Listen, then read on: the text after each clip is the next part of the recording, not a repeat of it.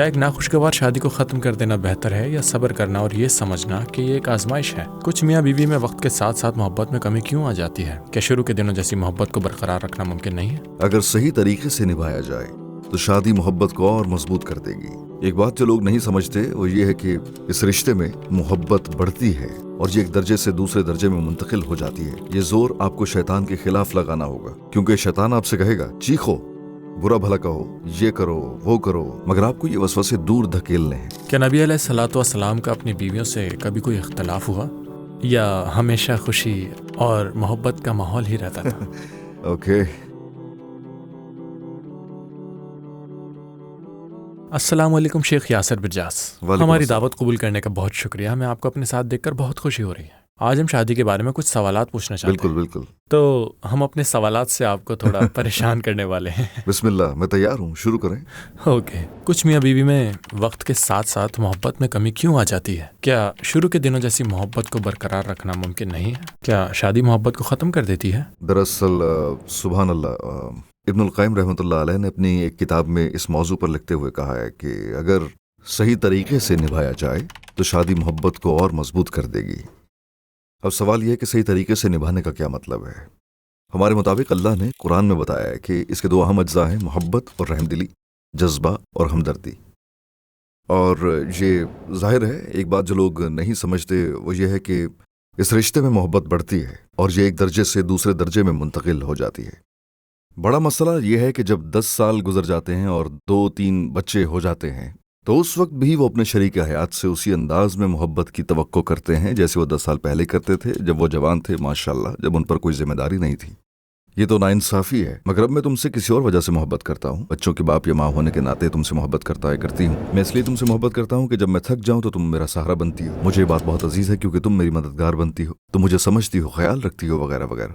رشتے میں دراڑیں کب آنے لگتی ہیں، لوگ کب ایک دوسرے سے دور ہونا شروع ہوتے ہیں؟ اصل نقطہ یہاں یہ جاننا ہے کہ دوری کیوں جنم لیتی ہے۔ اس کی وجہ یہ ہے، کسی بھی رشتے کا بنیادی مقصد راحت اور سکون حاصل کرنا ہے، اور سکون ایک ریچارجبل بیٹری کی طرح ہے۔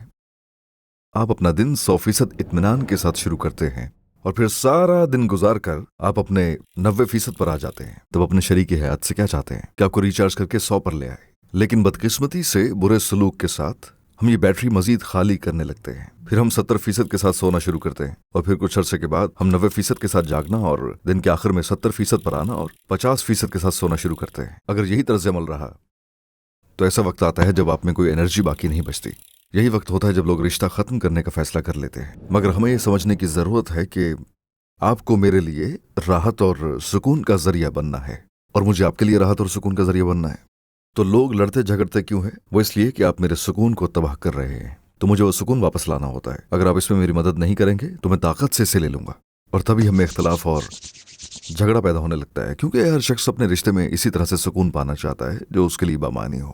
اور اگر ہم اس کے اہل نہ ہوئے، ہم ایک دوسرے کو وہ سکون دینے کے لیے تیار نہ ہوئے، اس احساس کے بغیر کہ دوسرا خود کو خالی محسوس کر رہا ہے، تو لوگ پھر ہر وقت جھگڑتے رہیں گے۔ ہمارے نبی علیہ الصلوۃ والسلام کا اپنی بیویوں سے کیسا رویہ تھا؟ او مائی گاڈ، مطلب وہ تو خوبصورت ترین رشتوں میں سے ایک تھا جو مجھے رسول اللہ کی سیرت طیبہ، ان کی ذاتی زندگی کے متعلق پڑھنا بہت اچھا لگتا ہے، اور میں نے رسول اللہ کی ذاتی زندگی پر بہت زیادہ حدیثیں جمع کی ہیں۔ نبی صلی اللہ علیہ وسلم ناقابل یقین شخصیت تھے، صلوات اللہ وسلام علیہ۔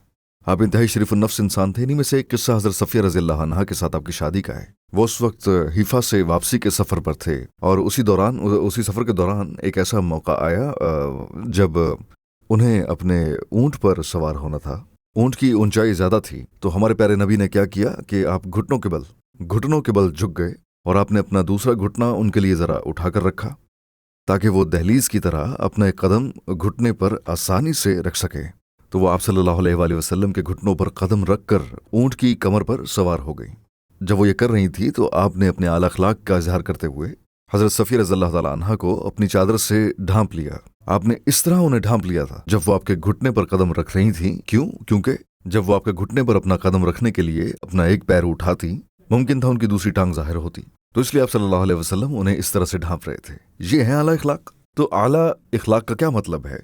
اس موقع پر اس سے مراد دراصل ایک حقیقی مرد کا رویہ ہے، کیونکہ آپ صلی اللہ علیہ وسلم ان کے محافظ اور شریف النفس انسان تھے۔ آج کے دور میں اس کی مثال اپنی بیوی کے لیے دروازہ کھولنا، جب وہ گزرنے لگے تو اس کے لیے دروازے کو تھام کر رکھنا وغیرہ، اس طرح کے رویوں کی ضرورت ہوتی ہے. بدقسمتی سے کچھ کلچرز میں لوگ اسے اپنی کمزوری سمجھتے ہیں اور وہ سمجھتے ہیں کہ اس سے ان کی مردانگی اور برتری پر آنچ آتی ہے. مجھے نہیں معلوم کہ وہ اپنی شریک حیات کے ساتھ اپنے تعلقات سے کتنے خوش ہیں، یہ ان پر ہے. اگر آپ بتانا چاہیں تو کیا آپ اپنی بیوی کے لیے ایسا رویہ اپناتے ہیں؟ یہ مجھ سے نہیں، میری بیوی سے پوچھیں. صحیح. مگر میں اپناتا ہوں، یہ سب کرتا ہوں، الحمدللہ. یا میاں بیوی کو ایک دوسرے کے لیے احترام کا اظہار کیسے کرنا چاہیے؟ اصل میں آج کے دور میں بدقسمتی سے ہم جس طرح کا لائف سٹائل اپنائے ہوئے ہیں اس میں احترام کا لفظ بھی حساس ہو گیا ہے. آج کل جب عورتیں احترام کا لفظ سنتی ہیں تو ان میں ایک بے چینی سی پیدا ہو جاتی ہے. یہ ان کے لیے بہت حساس لفظ بن گیا ہے کیونکہ وہ احترام کا مطلب لیتی ہیں کنٹرول، رائٹ؟ فرما برداری. ہاں، فرما برداری کا مطلب وہ زور زبردستی لیتی ہیں قسمتی سے. لہٰذا احترام کے لفظ سے، فرما برداری کے لفظ سے منفی معنی لیے جاتے ہیں. میں اس کا الزام عورتوں کو نہیں دیتا کیونکہ بدقسمتی سے کچھ مرد ہیں جو ایسا کرتے ہیں، وہ احترام کا مطلب نہیں سمجھتے، لہٰذا وہ ان سے ایسی چیزوں کو مطالبہ کرتے ہیں جو احترام سے بالاتر ہوتی ہیں. مگر در حقیقت دیکھا جائے تو احترام کا موضوع کلچرز کے ساتھ ساتھ بدلتا رہتا ہے. اس کا کیا مطلب ہے؟ یعنی کچھ کلچرز میں شریک حیات کے منہ پر جواب دینا احترام کے خلاف سمجھا جاتا ہے، آلرائٹ، لیکن کچھ کلچرز میں نارمل ہے. بلکہ رسول اللہ کے زمانے میں بھی ایسا ہوتا تھا کیونکہ مکے والے، رسول اللہ کے زمانے میں مکے والے آپ کہہ سکتے ہیں کہ ان کی مردانگی زیادہ تھی اور وہ اپنے خاندانوں کے انچارج ہوا کرتے تھے، لہٰذا وہ ہمیشہ اس رشتے پر کنٹرول کرنے والے ہوتے تھے. تو جب وہ مدینے آ گئے تو انصاری عورتیں نسبتاً زیادہ بولنے والی تھیں، وہاں انہیں زیادہ اختیارات تھے کیونکہ شاید وہ کھیتوں میں اور دوسری جگہوں پر کام بھی کرتی تھیں، لہٰذا بات کرنے کے حوالے سے وہ زیادہ ہمت والی عورتیں تھیں. تبھی حضرت عمر بن خطاب رضی اللہ تعالیٰ عنہ بھی حیران ہو گئے تھے کہ ان کی بیوی انصاری عورتوں سے سیکھ کر ان کے سامنے جواب دینے لگی تھی، اور ظاہر ہے ان کے لیے یہ احترام کے خلاف بات تھی. تو ہمیں اس سے کیا سبق ملتا ہے کہ جب ہم احترام کے معنی کو دیکھتے ہیں تو یہ دراصل مختلف پہلو رکھتا ہے. تو فرض کریں کہ اگر کوئی اپنے ہی گاؤں یا اپنے ہی ٹاؤن میں شادی کرے تو توقع یہی ہوگی کہ آپ کی شریک حیات آپ کے ساتھ جانا پہچانا رویہ اپنائے جو آپ نے اپنے انکلز، اپنے کازنز یا رشتہ داروں میں دیکھا ہوگا کیونکہ کلچر ایک ہوگا. مگر جب لوگ دوسرے کلچر میں، دوسرے گاؤں میں، دوسرے شہر میں یا دوسرے ٹاؤن میں رشتہ جوڑتے ہیں، شادی کرتے ہیں، تو ہمیں احترام کے معنی برقرار رکھنے میں مسئلہ ہوتا ہے. کیوں؟ کیونکہ میاں کے لیے نارمل بات ہو سکتی ہے مگر ہو سکتا ہے بیوی کے لیے ٹھیک نہیں ہے بلکہ اس کے خلاف بات ہو، یا ہو سکتا ہے اس کے لیے یہ کوئی مسئلہ نہ ہو مگر میاں کے لیے احترام کے خلاف بات ہو سکتی ہے. لہٰذا ہم کوئی معنی طے نہیں کر سکتے کہ احترام اس چیز کو کہتے ہیں. پھر وہی بالمعروف کا اصول سامنے آتا ہے، یعنی آپ خود اس چیز کا فیصلہ کرتے ہیں کہ کون سا رویہ مناسب ہے اور کون سا نہیں. لہٰذا روایتی گھرانوں میں کیا ہوتا ہے، مرد توقع کرتا ہے کہ بیوی ہر چیز کا خیال رکھے گی، کھانا پکانا ہے، صفائی ستھرائی، بچوں کا خیال اور ایسے ہی سارے کام، اور شوہر کا کام صرف باہر سے کما کر لانا ہے. مگر آج کے دور اور جدید معاشروں میں ہم دیکھتے ہیں کہ لوگ اس سے مختلف توقع رکھ سکتے ہیں. تو اگر آپ اپنی بیوی سے مطالبہ کرتے ہیں کہ وہ بھی کمانے میں شریک ہو تو ظاہر ہے ان کے لیے آج کے دور میں احترام کے خلاف نہیں ہوتا. اور اس حوالے سے رسول اللہ کی زندگی کیسی تھی، ان کا لائف سٹائل وہ تھا جسے آج کل ٹرانزیشنل کہا جاتا ہے، یعنی روایتی اور برابری کے حقوق والے رویوں کا درمیانی دور تھا. تو نبی صلی اللہ علیہ وآلہ وسلم جب گھر میں ہوتے تھے، عائشہ رضی اللہ عنہا سے پوچھا گیا رسول اللہ گھر میں کیسے رہتے تھے، تو وہ فرماتی ہیں دوسرے عام لوگوں کی طرح ہی رہتے تھے. وہ صفائی کرتے، اپنے جوتے خود مرمت کر لیا کرتے، کپڑوں کو خود پیوند لگا لیا کرتے، اور ہمارے لیے بکری کا دودھ دھو لیا کرتے تھے. مگر جیسی ہی اذان کی آواز آتی تو سارے کام روک دیتے، آپ نماز سے واپس آتے اور تمام کام کرتے جو مرد کو کرنے چاہیے. تو ہاں، اس لیے مرد ہونا ہرگز اس بات سے منع نہیں کرتا کہ وہ اپنے بیوی بچوں کا خیال رکھے یا گھر کے کام کاج میں ہاتھ بٹائے، مگر اس کے ساتھ ساتھ ظاہر ہے کہ عورت کو بھی چاہیے کہ وہ اپنے شوہر کو اس کی طرف سے دی جانے والی مدد کے بدلے وہ احترام، وہ عزت دے جس کا وہ مرد حقدار ہے. آپ نے کامیاب شادیوں میں کون سے ایک جیسے پہلو نوٹ کیے ہیں؟ میں کہوں گا کہ کامیاب شادی کا سب سے زیادہ مشترک پہلو در حقیقت اخلاق اور حسن سلوک ہے. چاہے دونوں ایک دوسرے سے کتنے ہی مختلف کیوں نہ ہوں، چاہے آپ کتنے ہی امیر یا غریب ہوں، کتنے ہی تعلیم یافتہ یا غیر پڑھے لکھے ہوں، وہ چیز جو دونوں کو ساتھ جوڑ کر رکھتی ہے وہ اہم ترین چیز ان کا حسن سلوک، ان کا اخلاق ہے کہ ایک دوسرے سے ان کا سلوک کیسا ہے. چاہے آپ اپنے شریک حیات کو جذبے اور دیوانگی کی حد تک نہ بھی چاہتے ہوں، تب بھی آپ رشتے میں احترام اور عزت کو برقرار رکھتے ہیں. شادیاں در حقیقت اسی طرح سے چل پاتی ہے. لوگ مجھ سے پوچھتے ہیں کون سی چیز لوگوں کو جوڑ کر رکھتی ہے. دیکھیں، لوگوں کو جوڑنے والی چیز ہم آہنگی ہے، جیسا کہ میں نے آپ کو بتایا. تو دیکھیں، ہمارا اصل میں ایک ہی ویژن ہوتا ہے، ہماری ایک جیسی پرسنالٹی ہوتی ہے، ہو سکتا ہے ہماری منزل اور زندگی کے خواب بھی ایک جیسے ہوں. یہ تمام باتیں خوبصورت ہیں، ان سے دونوں کو شادی کرنے میں مدد ملتی ہے، مگر یہ شادی برقرار رہنے کی گارنٹی نہیں ہے. جو چیز رشتہ برقرار رکھنے کی گارنٹی دیتی ہے وہ لچک ہے. लचकदार बनना पड़ेगा, हालात के मुताबिक ढलना पड़ेगा। वरना अगर आप मोहब्बत का मतलब समझने, रिश्तों को निभाने के अंदाज और बच्चों की परवरिश के तरीके और अपने मकासद के हसूल के लिए अपनी ही बात पर अड़े रहें, अगर आप अपनी शादी से लेकर आज तक उन्हीं असूलों से चिपके रहें, तो ये खतरनाक है। क्यों? क्योंकि हर कोई तब्दील होता है, हम सब बदल जाते हैं। हम बच्चे हो जाने की वजह से बदल जाते हैं, हम जिंदगी ज़्यादा मसरूफ़ हो जाने के बायस बदल जाते हैं, ढलती उम्र की वजह से। हम इसलिए बदल जाते हैं क्योंकि चीज़ों की जानिब हमारी तवज्जो तब्दील और मुंतकिल हो जाती है। अगर आप शरीके हयात में तब्दीली कबूल करने, खुद को उस तब्दीली के मुताबिक ढालने के लिए तैयार नहीं, तो फिर ये रिश्ता ज़्यादा देर नहीं चल सकता। इसलिए लचक लाना ज़रूरी है। तो यहाँ समझने वाली बात यह है कि लोगों की ज़िंदगी में दरअसल लचक कैसे आती है।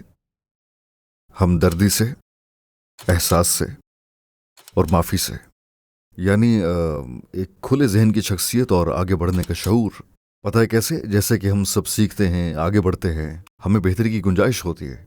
ये असूल लोगों को साथ जोड़े रखने में मदद देते हैं। अगर उनमें एक दूसरे के लिए हमदर्दी का ये एहसास नहीं होगा, अगर उनमें एक दूसरे के लिए रहमदिली का जज्बा नहीं होगा, एक दूसरे की गलतियों को माफ़ नहीं करेंगे, अपने शरीकी हयात का आगे बढ़ना कबूल नहीं करेंगे, तो फिर ऐसे रिश्ते की नाकामी और ख़ात्मा होकर रहता है असल में। तो नाकाम शादियों में सबसे आम पहलू कौन सा होता है?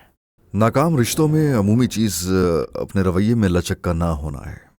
जब एक ये समझ लेता है कि हर चीज़ उसकी मर्जी से ही होनी चाहिए और वो कोई समझौता नहीं करता, मसलन जब शौहर चीज़ों को एक मखसूस अंदाज से ही करने पर जोर देता है और बीवियां अपने मखसूस अंदाज पर ही जोर देती हैं और बदकिस्मती से दोनों में से कोई भी समझौते के लिए लचक नहीं दिखाता, तो फिर ये मसला बन जाता है और ये सबसे अमूमी वजह है। अच्छा, अब इसकी बुनियादी वजह क्या है, मैं आपको बताता हूँ। मैं अपने क्लाइंट्स को रिश्तों में नाकामी से बचने के लिए आमतौर पर 2 बातें सिखाता हूँ। नंबर 1 तो ऐसी चीज़ है जिसे मैं रिश्तों का खामोश कातिल कहता हूँ। रिश्ते का खामोश कातिल है आरज़ुएं या नामुकम्मल आरज़ुएं। अब इसका क्या मतलब है? हम सभी कुछ न कुछ आरज़ुएं लेकर रिश्ता जोड़ते हैं। हम दिल में खुद से, शरीके हाथ से, मुआशरे से, रिश्ते से ये आरज़ू लिए आते हैं कि चीज़ें एक ख़ास अंदाज से चलेंगी।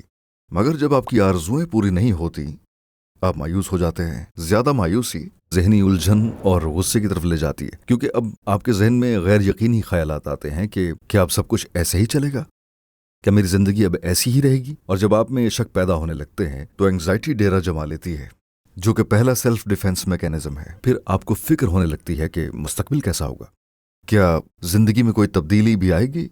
ऐसी फिक्रें इंसान को खौफ और अंदेशों में मुब्तला कर देती हैं। ज़्यादा खौफ इंसान को मफलूज कर देता है, बेहिसी की कैफियत हो जाती है और इंसान फैसला करने के काबिल नहीं रहता। नतीजतन दिल में रंजिशें जन्म लेने लगती हैं, हम में हमदर्दी के जज्बात ख़त्म होने लगते हैं और हम छोटी छोटी बातों पर झगड़ने लगते हैं, डिप्रेशन में चले जाते हैं। ज़रा सी बात भी आपको गुस्सा दिला देती है और गुस्सा हमेशा मसले की अलामत बनकर ज़ाहिर होता है। लिहाजा ये वो पहली चीज़ है जिस रिश्ते का खामोश कातिल कहा जाता है, ना पूरी होने वाली उम्मीदें।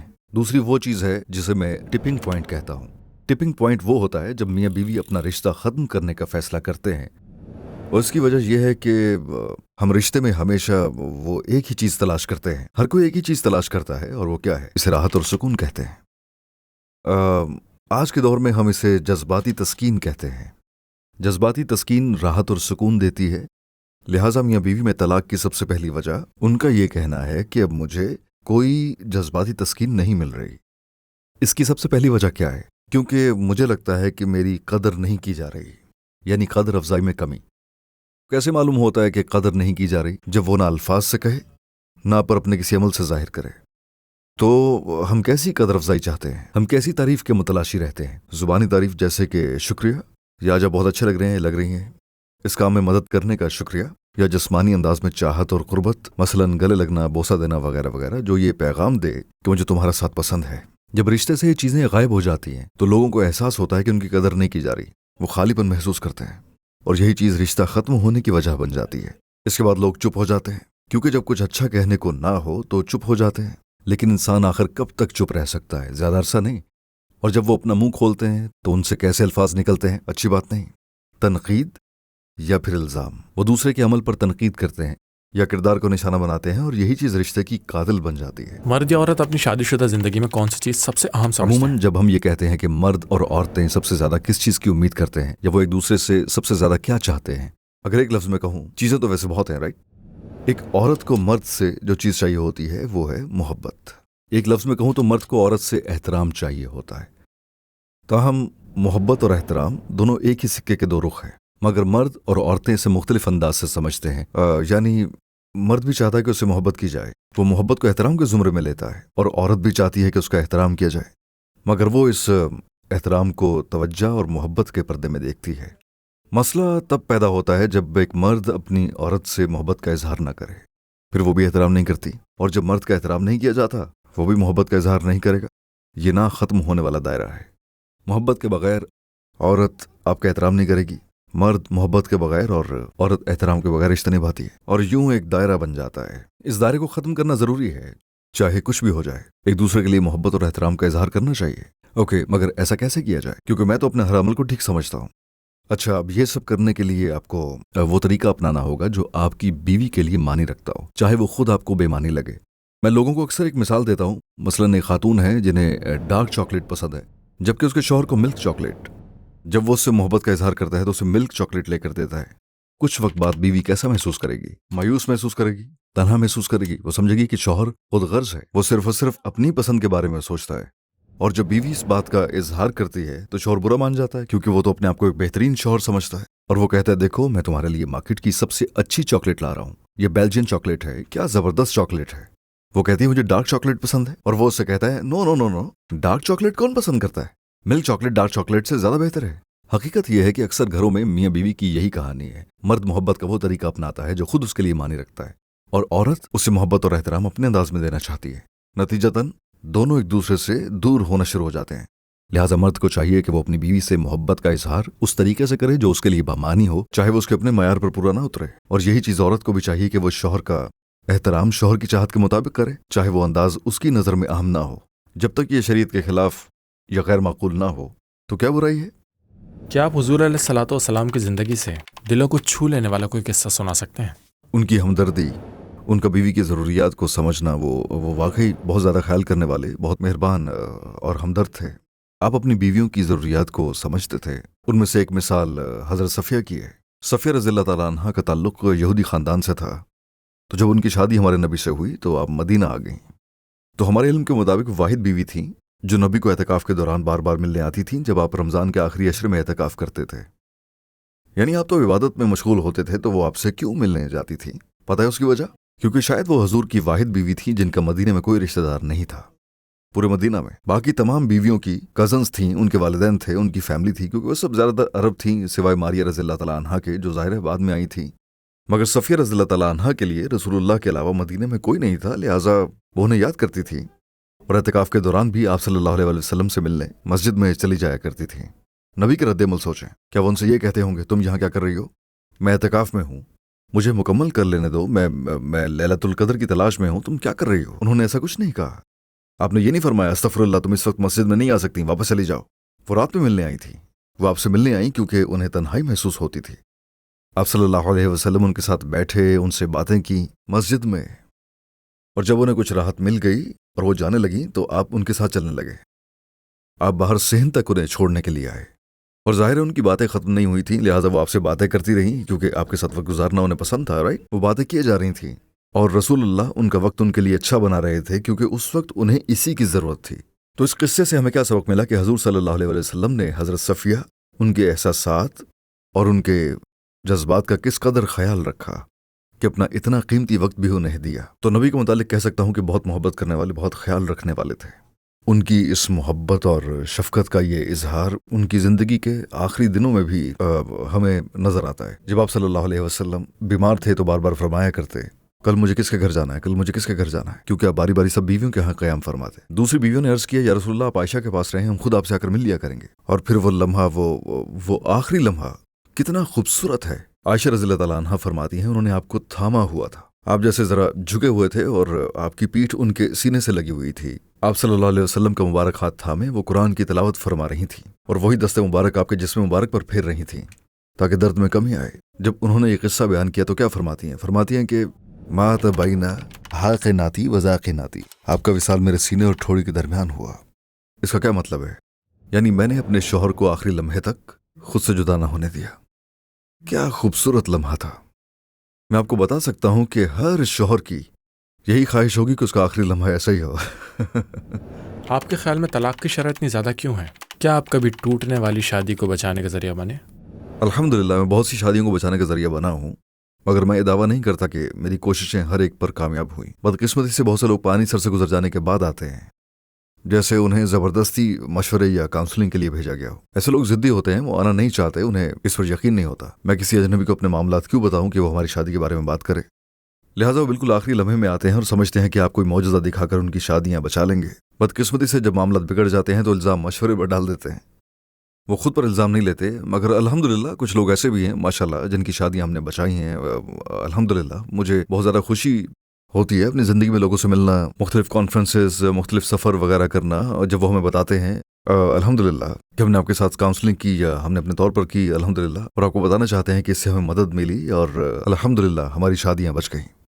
اچھا، اب میاں بیوی میں طلاق ہونے کی بنیادی وجوہات کیا ہیں؟ ظاہر ہے اس کی بہت سی وجوہات ہیں، بہت زیادہ وجوہات ہیں۔ آج کل اس کی سب سے بڑی وجہ مرد وہ ذمہ داریاں نہیں نبھا رہے جو بطور مرد انہیں نبھانی چاہیے، مطلب انہیں اپنے گھرانے کو جس طرح سے لیڈ کرنا چاہیے وہ نہیں کر رہے، اور عورتیں بھی گھر میں ایک بیوی اور ایک ماں کی حیثیت سے اپنا کردار نہیں نبھانا چاہتی۔ نتیجتاً ذمہ داریوں کے لحاظ سے اب ایک عدم توازن پیدا ہو رہا ہے۔ مرد شادی کرنے کے بعد بھی کنواروں جیسی زندگی گزارتا ہے، عورت شادی کے بعد بھی پہلے جیسی زندگی گزارنا چاہتی ہے، اور حقیقت میں شادی کے معاملے میں یہ چیز نقصان دیتی ہے۔ اس سے میاں بیوی اور گھریلو زندگی کے لیے ایک صحت مند ماحول ہرگز نہیں بنتا، اور آج کل اس کا نتیجہ یہ نکلا ہے کہ بہت سے نوجوان آتے ہیں اور آ کر پوچھتے ہیں کہ اگر ہم شادی تو کر لیں مگر بچے پیدا نہ کریں تو کیا یہ ٹھیک ہے؟ یعنی وہ بچے پیدا نہیں کرنا چاہتے، اور اسلامی لحاظ سے یہ حرام نہیں ہے، اجازت ہے اگر آپ بچے نہ پیدا کرنا چاہیں، مگر آپ اس رشتے کو مستقبل میں کیسے نبھا پائیں گے؟ وقت آئے گا رشتہ بورنگ ہو جائے گا، اور دیکھا جائے تو دراصل بچے اس رشتے کو مضبوط رکھنے کی ایک اور وجہ بن جاتے ہیں۔ بچوں کی پرورش بے شک آسان نہ ہو، مگر پھر بھی یہ رشتہ قائم رکھنے اور زندگی کا سفر مل کر طے کرنے کا ایک ذریعہ بن جاتے ہیں۔ تو ہاں، بعض دفعہ ہم دیکھتے ہیں کہ بدقسمتی سے مرد اور عورتیں شادی کی اصل حقیقت کو نہیں سمجھتے۔ جب رشتہ قائم کرتے ہیں تو وہ ایک دوسرے سے اپنی اپنی امیدیں باندھ لیتے ہیں، اور جب امیدیں پوری نہیں ہوتی تو ایک دوسرے سے دور ہوتے چلے جاتے ہیں۔ کیا ایک ناخوشگوار شادی کو ختم کر دینا بہتر ہے یا صبر کرنا اور یہ سمجھنا چاہیے کہ یہ ایک آزمائش ہے؟ اگر ہم ناخوشگوار شادی کی بات کریں تو اگر جو شادی ہے وہ بدسلوکی پر مبنی نہیں ہے اور اس رشتے میں بہت زیادہ جسمانی یا ذہنی تکلیف نہیں ہے، تو کسی بھی طریقے سے انفرادی طور پر یا پھر بچوں کی خاطر اپنے رشتے کو برقرار رکھنا بہتر ہوتا ہے۔ اللہ تعالیٰ فرماتا ہے وَالصُّلْحُ خَيْرٌ۔ اگر میاں بیوی کے درمیان اختلاف کا اندیشہ ہو تو طلاق سے پہلے مصالحت کی جتنی ہو سکے کوشش کی جائے، اور یہ اس بات پر ہو سکتی ہے کہ شادی شدہ زندگی کی ذمہ داریوں کو کم کر کے رشتہ برقرار رکھا جائے، جو طلاق سے بہتر ہے۔ لیکن اگر یہ رشتہ بدزبانی، بدسلوکی میں بدل جائے، غیر صحت مند یا زہر آلود ماحول میں بدل جائے، تو پھر علیحدگی ہی ان کے لیے بہتر ہے۔ واللہ عالم۔ کچھ ایسا بتائیں جو میری شادی شدہ زندگی میں میرے دل کو نرم کرتا ہے، ہر اختلاف کے موقع پر میرے اور میری بیوی کے درمیان ٹینشن کو کم کرتے ہیں۔ اعوذ باللہ من الشیطان الرجیم۔ اپنے خلوص دل سے اللہ سبحانہ و تعالیٰ نے قرآن مجید میں اس کا حل دیا ہے۔ سورہ فصلت، سورہ نمبر 41، آیت نمبر 33 سے 36 میں اللہ سبحانہ و تعالیٰ ان آیات میں فرماتا ہے، پوری آیت میں بیان نہیں کر رہا، اللہ فرماتا ہے ادفع باللتی ہی احسن، برائی کا جواب ایسے طریقے سے دو جو بہترین ہو۔ اس کا کیا مطلب ہے؟ یہاں عربی لفظ ادفع کا مطلب ہے دھکیلنا، اور دھکیلنے میں محنت لگتی ہے، آپ کا پسینہ نکلتا ہے اور آپ تھک بھی جاتے ہیں۔ اس کا کیا مطلب ہے؟ شادی شدہ زندگی میں ایسے بہت سے لمحے آئیں گے جب آپ کو زور لگانا ہوگا، مگر آپ کو یہ زور شیطان کے خلاف لگانا ہوگا، کیونکہ شیطان آپ سے یہ کہے گا چیخو، برا بھلا کہو، یہ کرو وہ کرو، مگر آپ کو یہ وسوسے دور دھکیلنے ہیں۔ فرمایا ادفع باللتی ہی احسن، ہمیشہ برائی کا بدلہ بہترین طریقے سے دو۔ آپ کا شریک حیات آپ سے اس درجے پر آ کر برتاؤ کرے تو آپ اس سطح پر آ کر بہتر برتاؤ کریں، کیونکہ آپ دوسروں سے ان کے کردار کے مطابق نہیں، اصل میں اپنے کردار کے مطابق سلوک کرتے ہیں۔ اگر آپ کا کردار بلند ہے تو پھر آپ کا اخلاق بھی بلند ہونا چاہیے۔ وہ کہے آپ نے شروع کیا، آپ کہیں اس نے کیا، بحث چھوڑ دیں۔ آپ کو ہر حال میں صحیح قدم اٹھانا ہے، اچھا رویہ اپنانا ہی بہتر ہے۔ تو ہاں، صحیح قدم اٹھانا ہی اہم ہے۔ اللہ فرماتا ہے ادفع باللتی ہی احسن، برائی کا جواب بہترین طریقے سے دو۔ ہو سکتا ہے وہ شخص جس سے تمہارا جھگڑا یا دشمنی ہو تمہارا سب سے قریبی اور محبوب انسان بن جائے۔ اللہ جانتا ہے سب کرنا آسان نہیں ہوگا، اس لیے فرماتا ہے وما یلقاها الا الذین صبروا، یہ صرف انہیں نصیب ہوتی ہے جو صبر سے کام لیتے ہیں، جس کا مطلب ہے صبر کرنا بہت ضروری ہے۔ اور قرآن میں صبر کی کوئی قیمت نہیں لگائی گئی، کیونکہ صبر کی اصل قیمت کوئی نہیں چکا سکتا۔ فرمایا وما یلقاها الا ذو حظ عظیم، کیا مطلب ہے؟ تمہارا انعام میرے پاس ہے، لوگوں کے پاس نہیں۔ میں تمہیں تمہارے صبر کا حظ یعنی بھرپور انعام ادا کروں گا۔ تو بات یہ ہے کہ دیکھو، ہمیں ایک دوسرے کے ساتھ مہربان رہنا چاہیے، ہمیں ایک دوسرے کو صبر سے برداشت کرنا چاہیے، اور یہ توقع رکھنی چاہیے کہ غلطیاں سب سے ہو سکتی ہیں، ہمیں ایک دوسرے کو ان کی غلطیوں پر معاف کرنا سیکھنا چاہیے، غلطیوں کو بھولنا اور مل کر بہتر ہونا سیکھنا چاہیے۔ کیا نبی علیہ الصلوۃ والسلام کا اپنی بیویوں سے کبھی کوئی اختلاف ہوا یا ہمیشہ خوشی اور محبت کا ماحول ہی رہتا تھا؟ کیا یہ حقیقت سے ہٹ کر ایک تصوراتی بات نہیں ہوگی؟ دیکھو، آپ صلی اللہ علیہ وآلہ وسلم کا گھرانہ بھی ایک عام گھرانے کی طرح ہی تھا۔ آپ کو خاموشی والے رویے کا سامنا کرنا پڑا، آپ کی ایک زوجہ کی جانب سے آپ کو زیادہ نان نفقے کا مطالبہ بھی کیا گیا، انہیں کبھی کبھار اپنی بیویوں کے درمیان ہونے والے اختلافات کو بھی حل کرنا پڑا، یہاں تک کہ اپنی بیٹی اور عائشہ رضی اللہ تعالیٰ عنہا کے درمیان اختلاف کو بھی۔ ہر گھرانے کی طرح ان کے گھر میں بھی غصے کے معاملات بھی تھے، معاشی تنگی جیسے مسائل بھی تھے، اور اسی طرح کی اور بھی چیزیں تھیں، اور یہ سب کچھ احادیث میں موجود ہے۔ آپ صلی اللہ علیہ وسلم کی احادیث کی کتابوں کے ذریعے باتیں بتائی گئی ہیں۔ انہیں بھی مشکل معاملات کو حل کرنا پڑتا تھا، اور ان تمام مشکل حالات سے نمٹنے کا جو سب سے بہترین انداز تھا وہ تھا نبی کا انداز اور اخلاق۔ شیخ یاسر بجاز، آپ کے جوابات کا بہت شکریہ، آپ سے بہت کچھ سیکھا۔ اللہ آپ کو امت کے لیے کی جانے والی تمام کوششوں کا اجر عطا کرے۔ بارک اللہ، مجھے مدعو کرنے کا بہت بہت شکریہ۔